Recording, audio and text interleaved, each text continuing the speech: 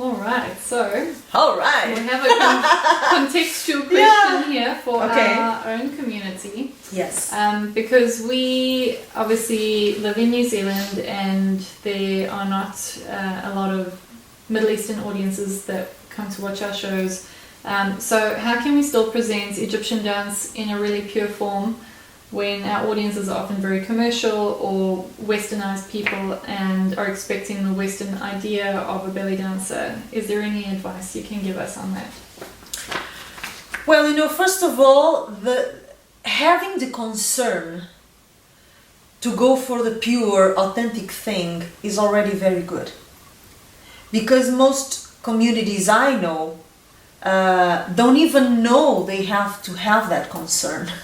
So even the awareness that there is a deep side to the dance, there is a core, there is an essence that shouldn't be lost, I think that's already very good. If you know that exists and if you care about keeping it and going deeper into it, through studying, like you did, you organized an event with somebody who brings something of that. That's already working towards my answer to your question, which is, if you know more of the core and the essence, you're more able to answer your question in the sense that you can find a middle term between what you would do for Egyptians, for instance, and what common foreign audiences expect. This is what happened with me when I started to travel outside of Egypt, for instance, because for many years I was used to perform for Egyptians, and that's my comfort zone. This is where I can relax, I don't have to think, because it flows, and they understand my way perfectly. But when I started to travel, although I'm a foreigner, I felt, oh my God, now I have to dance for foreigners? How do I do this? And without my orchestra, right? Because I was used to having my musicians on my back all the time. So suddenly, I'm performing for foreigners. I'm performing without my musicians, sometimes with orchestras, but not my orchestras and not strong as they are. And I'm performing in big stages also, which are quite different from the kind of venues you usually have in Egypt, that even if you have a stage, the audience is close to you, it's physically close to you. There is almost a face-to-face kind of contact. So I had to deal with this, different environment on different levels. No orchestra, foreign audiences, and big stages, And what I found is that there is a bridge, there is a middle point between what I was used to do for Egyptians and what I had to do for foreigners so that they would enjoy. I could not do exactly as I was doing for Egyptians because I cannot presume them to understand the music, for instance, the way Egyptians know. Yes. In Egypt I go on stage with Kulthum. People know who Kulthum is, they know the song I'm going to dance, word by word. They know how hard it is to dance Kulthum, so they have a respect for the dancer who can do it. They say, oh my God, she's dancing Kulthum. They know what this means. Yeah. Foreign audiences have no idea, the slightest idea. So you do have to adapt some things. But what makes it universal? And the things that we should not adapt or lose for the sake of connecting with foreign audiences. I don't like the word pleasing. I was going to say pleasing, but I don't think pleasing is a very good word. Connecting, if we want to keep them happy, let's say, if we're working for foreigners, we want to keep our audiences happy. You have to know very well which points you'll be willing to sacrifice of the dance and which points you won't. So between the things that you drop and the things that you adapt, there is like a middle point, okay? So, for instance, dancing for Egyptians, I can be much more interpretative. I can go more into the interpretation.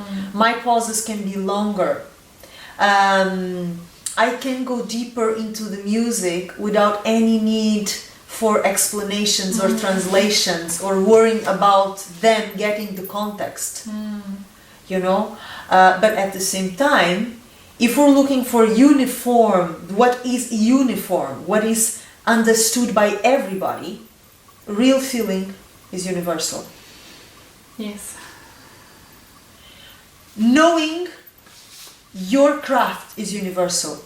Even if it's a foreign audience, let's say that you're doing a folklore piece. If you know what you're doing, the message is clearer.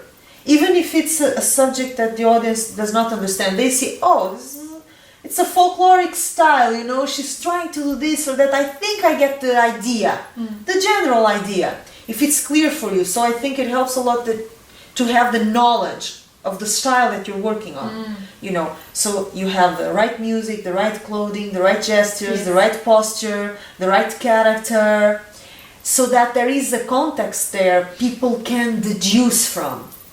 Maybe they don't know, but they can, I think this is something like, you know, street dance, or, oh, this may be a more classical piece, because people are not stupid. Yeah.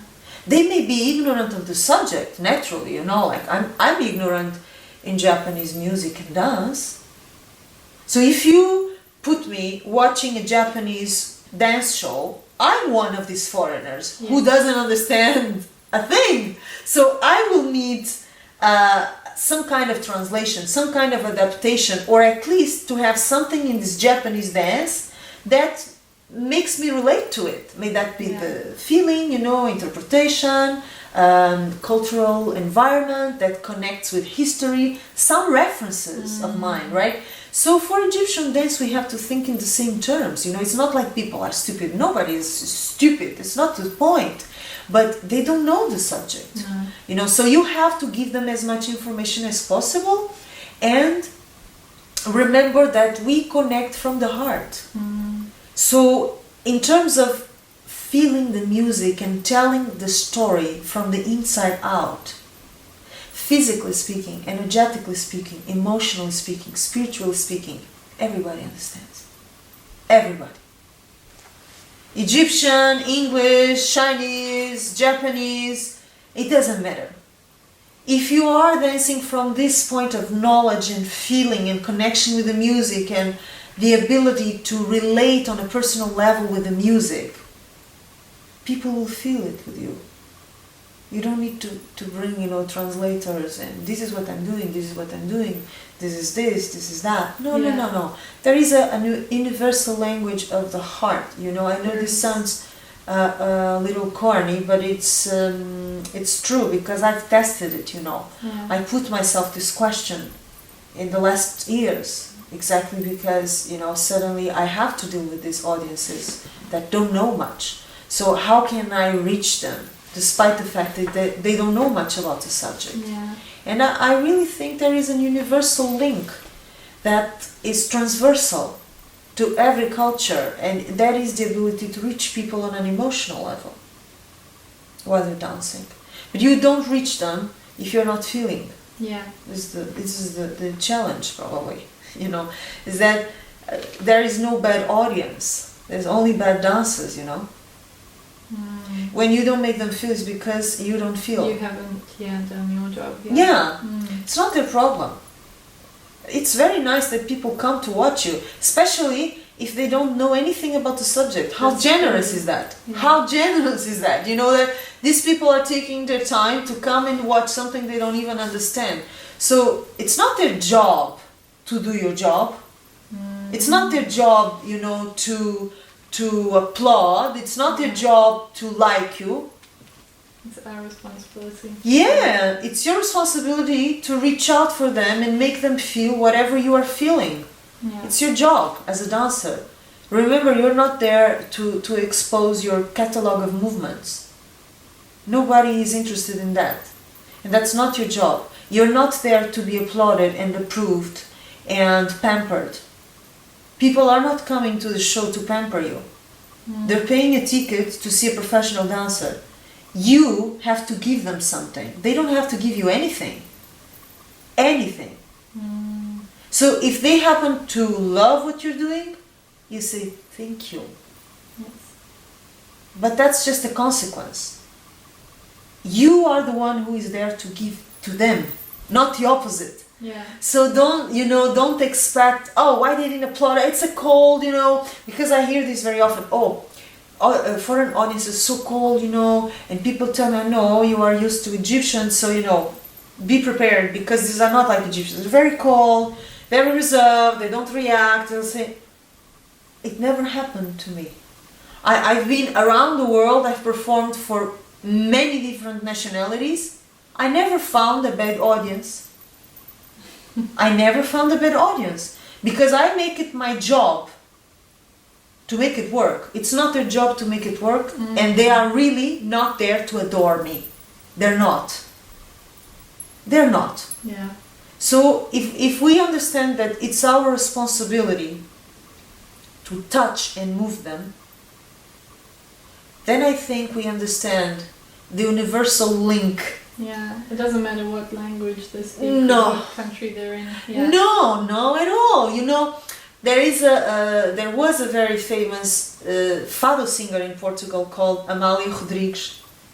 Yeah. She's dead for many years now, but she was like the maximum symbol of our music, national music, fado. And she went all over the world. She was a star all over the world, and she had invitations to go into Hollywood, cinema in France, in America. She always refused because she was, being the ballet.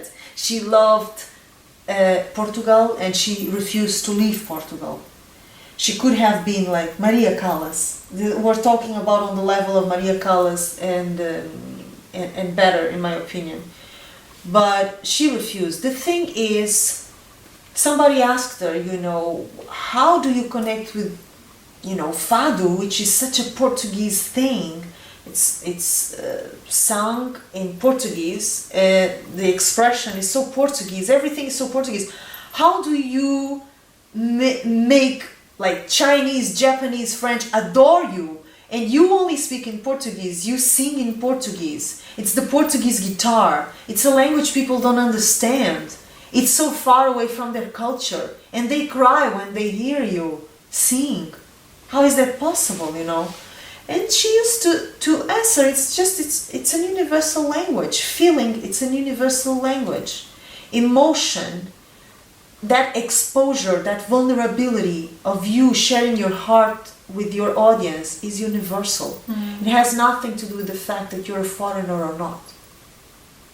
You're an artist or you're not. This is the question.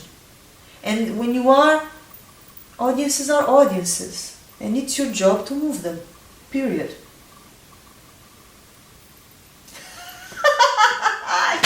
Yeah! Which sounds very good in theory, right? I love it. Yeah. It's very good in theory. Let's try to make it in practice then. Yeah. Okay.